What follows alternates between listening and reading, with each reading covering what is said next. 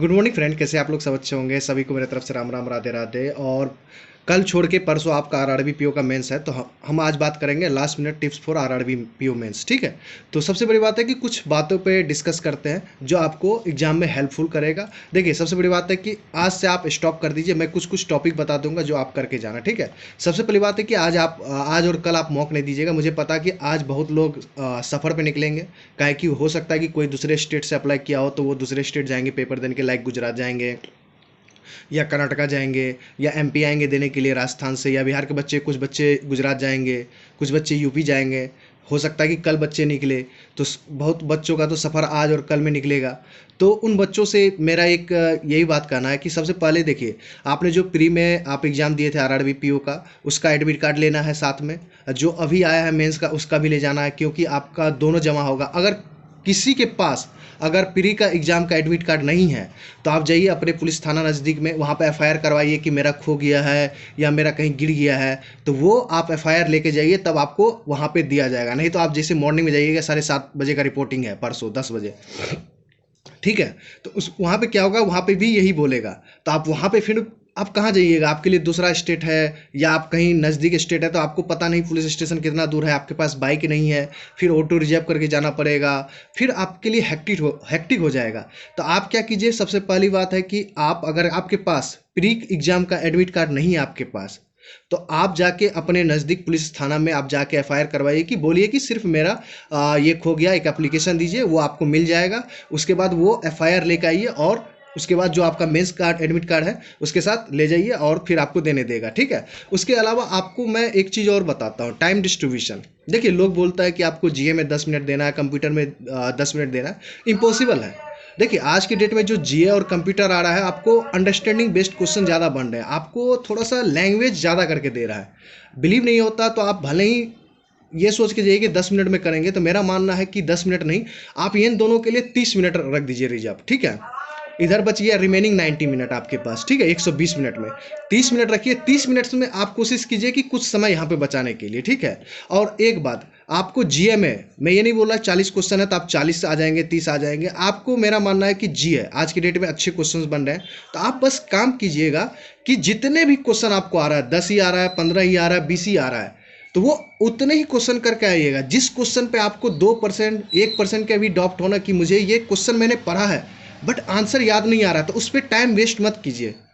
थोड़ा सा सोचिए, बट आपको याद नहीं आ रहा है तो कोई तुक्का लगाने की ज़रूरत नहीं है, नहीं तो आपके मार्क्स खराब हो जाएंगे, यहाँ पे आपके नंबर कट जाएंगे। ठीक है, और रही बात कि स्टार्टिंग में क्या करता है, कभी कभी मेंस जब होता है ना, तो वो स्टार्टिंग में आपको 10-15 क्वेश्चन ऐसे देगा जो आप जानते भी हैं नहीं भी जानते हैं। ठीक है, जानते भी होंगे तो वो क्वेश्चन आपको पता नहीं होगा आंसर क्या आता नहीं आता है। उसके बाद आप लास्ट के 15-20 क्वेश्चन देखेंगे तो जिसके बारे में आपको ऑलरेडी पता है। जब आप स्टार्टिंग में क्या करते हैं, फ्रस्ट्रेशन लेवल बढ़ जाता है कि 10 क्वेश्चन मुझे पता नहीं है, आप टिक करके निकल जाते हैं, फिर आप 15-20 क्वेश्चन इजी क्वेश्चन बना लेते हैं, तो वो क्वेश्चन आपसे हिम्मत नहीं होता कि मैं दोबारा इस क्वेश्चन को हटा दूं। ठीक है, और यहाँ पे टाइम फिक्स नहीं रहता, इसलिए आप पे और टाइम प्रेशर का बिल्ड बनेगा। ठीक है, उसी तरह कंप्यूटर में भी जितने क्वेश्चंस आपसे आ रहे हैं, मान लीजिए स्टार्टिंग के 10 क्वेश्चन आपसे नहीं आ रहे हैं, डेफिनेटली है कि कुछ क्वेश्चन ऐसे होंगे एग्जाम में जो आपको बनाने के लिए दिया जाएगा। ठीक है, मैं बार बार यही बोल रहा हूँ कि कंप्यूटर और रीजनिंग में आपसे जितना आए उतने ही बनाइएगा। ठीक है, ये नहीं कि ये नहीं आ रहा तो मैं बार बार उस चीज़ को पढ़ रहा हूँ, आंसर निकालने की कोशिश कर रहा हूँ, क्योंकि ये मैथ नहीं है जो कि आप कैलकुलेट बार बार करें आंसर आ जाएगा। जो चीज़ नहीं आ रहा है उसको लीव कीजिए। ठीक है, एट ए मोमेंट ये चीज़ दिमाग में बिठा के जाइएगा। ठीक है, आपसे 15 ही बने जीएम में 15 ही बना के आइए, आपसे 12 ही बने 12 ही बनाइए, बट आप कॉन्फिडेंस रहिएगा उस क्वेश्चन पे कि मैंने 12 करके आए, मेरे 12 के 12 सही होंगे। ठीक है, उसके अलावा आपके पास 90 मिनट बने हैं, आप उसके बाद आपके पास 3 है, 3 में मैथ रीजनिंग इंग्लिश है। ठीक है, एक के लिए बच्चे के लिए होगा मैथ रीजनिंग और हिंदी होगा। अभी तीनों में से जो आपका स्ट्रांग है, लाइक किसी का रीजनिंग स्ट्रांग हो सकता है, किसी का मैथ स्ट्रांग हो सकता है, किसी का इंग्लिश स्ट्रांग हो सकता है, किसी का हिंदी हो सकता है, या इन दोनों में से किसी का तो दो चीज़ स्ट्रांग होगा, जैसे कि मैथ रीजनिंग हिंदी हो सकता है, किसी का मैथ इंग्लिश हो सकता है, किसी का मैथ रीजनिंग हो सकता है। तो यहाँ पे आप टाइम डिस्ट्रीब्यूशन दो सब्जेक्ट को 30-30 मिनट दीजिए। जो आपका स्ट्रांग है, लाइक रीजनिंग है तो 30 मिनट दीजिए, मैथ स्ट्रांग है तो 30 मिनट दीजिए, या आपके पास मैथ इंग्लिश है तो दोनों मिला के 60 मिनट दीजिए। और जो 30 मिनट बचा है रिमेनिंग, उसको आप कोशिश कीजिए कि जो आपका वीक पॉइंट है, लाइक इंग्लिश या जो भी है, तो उसमें आप टाइम डिस्टर्बेंस कीजिए, तो 30-30 का दीजिएगा, ठीक है।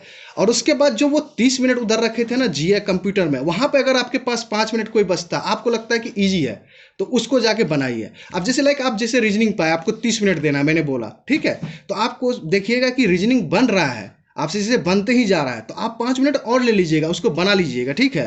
देखिए एग्जाम में आपके ना 2 सब्जेक्ट्स में ना, जैसे मैथ रीजनिंग है, तो उसमें से एक ना एक कोई सब्जेक्ट आपको ईजी रखेगा, ठीक है। इतना डेफिनेटली है कि जब भी एग्जाम होता है उसमें से कोई ना कोई एक सब्जेक्ट आपको इजी रहता है जहां पे आपको स्कोरिंग करना पड़ता है, ठीक है। उसी तरह मैथ रीजनिंग में से जो अभी तक देखा गया कि रीजनिंग थोड़ा सा इजियर साइड रहता है, जहां पे आप कर सकते हैं स्कोर। मैथ थोड़ा सा टिपिकल होता है, बट उसमें भी आप 15 से 20 क्वेश्चन बना सकते हैं। बट वही है कि आपको 40 के 40 क्वेश्चन, 35 क्वेश्चन देखना है, ठीक है। बिना देखे मत भागिएगा, ठीक है। कभी कभी क्या होता है कि स्टार्टिंग में आपके सिंप्लीफिकेशन वगैरह नहीं मिलते या सीरीज नहीं मिलते, वो लास्ट में दिए हुए रहते हैं 5 नंबर 6 नंबर, ठीक है। तो वो गलती नहीं करना आपको, वो 40 के रीजनिंग में भी देखना है क्वेश्चन को पूरे के पूरे, मैथ्स में भी देखना है, ठीक है। ऐसा ही करना है आपको, ठीक है। और कुछ एक्स्ट्रा करने की जरूरत नहीं, जो मैंने टाइम डिस्ट्रीब्यूशन बताया ऐसा ही करना है। जो आपका स्ट्रॉन्ग है वहां पे आप 30 के बदले 35 मिनट दे सकते हैं, बट इससे ज़्यादा नहीं दीजिएगा। ज़्यादा दीजिएगा तो मान लीजिए मैथ भी थोड़ा बहुत कहीं बनने लायक हो, जहां पर आप 20 मिनट 20 क्वेश्चन बना सकते थे, वहां नहीं बन पाया। आप कोशिश कीजिएगा जितना एक्यूरेसी मेंटेन हो। देखिए आपने टेस्ट में दिए होंगे, जैसे गाइडली पे देते हैं, वहां पे अगर आप 70-75 नंबर आ रहा है तो मेरा मानना है कि अच्छा स्कोर है, ठीक है। अगर आपको देखिए जीए में क्या करते हैं, अभी तक आप जितने भी टेस्ट दिए होंगे वहां पे जीए में आप क्या करते होंगे, 20 बनाते होंगे, 22 बना लेते होंगे, और नंबर कट के 7 नंबर 8 नंबर ऐसे नंबर आते होंगे, 12 नंबर आते होंगे। तो बट एग्जाम में ऐसा नहीं करना आप लोगों को, आपको जितना आ रहा है क्वेश्चन उतना ही करना है। उसके अलावा ये 2 दिन आपको क्या करना है, जैसे लाइक जीएसटी आपको पढ़ लेना है। जैसे जीएसटी का 50 मीटिंग हुआ था, तो वहाँ पे क्या क्या चेंजेस हुआ पढ़ना है। जीएसटी डेटा जो मंथली बेस आता है आपको पढ़ना है, अगस्त का पढ़ लेना है, जुलाई का पढ़ लेना है, जून का भी, मार्च का भी पढ़ लेना, मई का पढ़ लेना है। ये सब डेटा बेस्ट आपको पढ़ना है। उसके बाद यूपीआई ट्रांजेक्शन कितना हुआ, जैसे ट्रांजेक्शन होता है, वैल्यू कितना होता है, 3-4 महीना का, वो पढ़ के जाना है। आपको सस्टेनेबल डेवलपमेंट गोल पढ़ के जाना है, जिसमें 17 आते हैं, 17 गोल है। वो 17 गोल में पूछ लेगा कि चौथा नंबर पे किसके बारे में कहा गया है, 5वें नंबर पे किसके, इसके बारे में पढ़ के जाइए। उसके बाद आपको पढ़ना है बजट पढ़ के चले जाइएगा, ठीक है। काहे कि देखिए पीछे क्वेश्चन बनेगा, जैसे फरवरी जाएगा, मार्च जाएगा, तो बजट वगैरह से क्वेश्चन बनेगा। क्या कि बजट में कुछ कुछ जैसे मैनग्रोव का बात हुआ है, गोवर्धन स्कीम का बात हुआ, तो उसका फुल फॉर्म पूछ सकता है।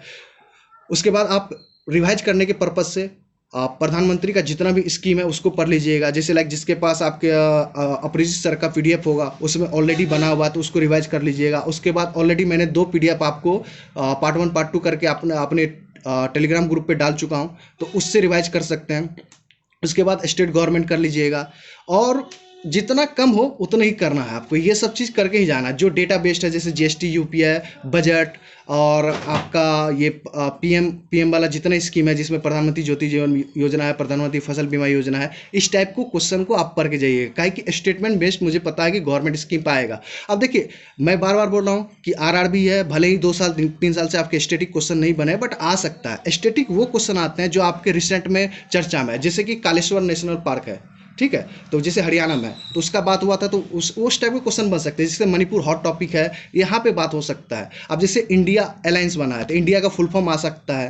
तो इस टाइप के थोड़ा सा को आपको ध्यान रखना पड़ेगा। क्या कभी कभी क्या होता है कि वो टिपिकल क्वेश्चन पूछ लेते हैं, जो चर्चा में लगता है कि अरे यार ये तो पॉलिटिकल चीज़ है, इस पे ध्यान नहीं जाता, पॉलिटिकल चीज़ भी आ जाता है, ठीक है। और 1-2 क्वेश्चन आपको आपके कॉन्स्टिट्यूशन वगैरह से भी दिखेंगे कि गवर्नर का अपॉइंट कैसे होता है, ये कितना नंबर पे होता है, आर्टिकल से भी क्वेश्चन दिख जाते हैं। ये आरआरबी करता है, तो इसलिए मैंने बोला कि 40 क्वेश्चन में से आप 20 से 22 क्वेश्चन को पिक कीजिए। भले ही 5 क्वेश्चन के बाद आपको पहला क्वेश्चन का आंसर पता हो, या 10 क्वेश्चन के बाद पहला क्वेश्चन आंसर पता हो, तो इस टाइप के क्वेश्चन को आपको करना है, ठीक है। तो ओवरऑल बेस्ट ऑफ लक सबका, जितने लोग का पेपर है। Thank you very much. अच्छे से पेपर दीजिएगा परसों, और आप लोग रिव्यू देने का मन हो तो मेरे साथ जुड़िएगा टेलीग्राम पर, अच्छे से बताइएगा, और मुझे पता है कि आप लोग अच्छा करके आओगे। Best of luck again. Thank you very much. जय हिंद, जय Bharat. Thank you very much.